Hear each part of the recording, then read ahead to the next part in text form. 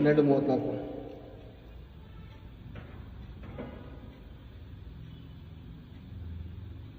ಸರ್ಪಜಾತಿಯವರೇ, ನೀವು ಕೆಟ್ಟವರಾಗಿರಲಾಗಿ ಒಳ್ಳೆಯ ಮಾತುಗಳನ್ನಾಡುವುದಕ್ಕೆ ನಿಮ್ಮಿಂದ ಹೇಗಾದೀತು?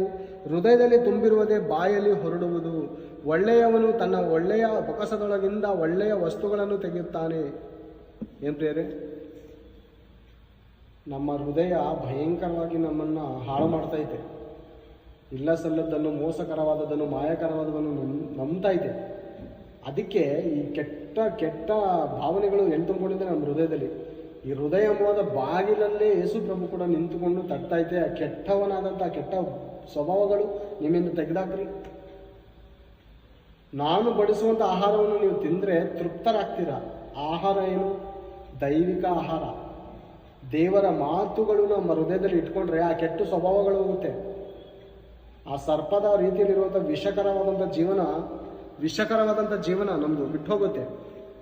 ಶತ್ರುಗಳನ್ನ ನೋಡಿ ಕೋಪ ಪಡುವಂಥದ್ದು, ಆವೇಶ ಪಡುವಂಥದ್ದು, ಸಾಯಿಸುವಂಥದ್ದು, ಕೊಲ್ಲುವಂಥದ್ದು, ಅನೇಕ ಗಂಟನವರೆಗೂ ದ್ವೇಷಿಸುವಂಥದ್ದು, ಇದೆಲ್ಲ ಬಿಟ್ಟೋಗುತ್ತೆ. ಯೇಸು ಪ್ರಭುನ ನಂಬಿದ್ರೆ ಸಮಾಧಾನ ಇರುತ್ತೆ, ಬಿಡುಗಡೆ ಇರುತ್ತೆ.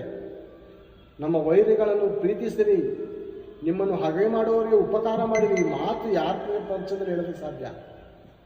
ಇಂಥ ಮಾತು, ಇಂಥ ಒಂದು ಸ್ವಭಾವ ಮನುಷ್ಯನಲ್ಲಿರೋದಕ್ಕೆ ಸಾಧ್ಯ ಬಹಳ ಕಡಿಮೆ. ಯೇಸು ಪ್ರಭುವನ್ನ ಅಂಗೀಕಾರ ಮಾಡಿಕೊಂಡ್ರೆ ಈ ಗುಣಲಕ್ಷಣಗಳು ನಮ್ಮಲ್ಲಿ ಎಂಟ್ರಿ ಆಗುತ್ತೆ. ಕೆಟ್ಟದ್ದು ಹೋಗುತ್ತೆ, ಒಳ್ಳೇದು ಬರುತ್ತೆ. ಯಾವಾಗ ಯೇಸು ಪ್ರಭುವಿನ ಮಾತುಗಳು ಈ ಹೃದಯದಲ್ಲಿ ಇಟ್ಕೊಳ್ಳುವಾಗ ಕೆಟ್ಟದ್ದು ಹೋಗುತ್ತೆ, ಒಳ್ಳೆಯದು ಬರುತ್ತೆ.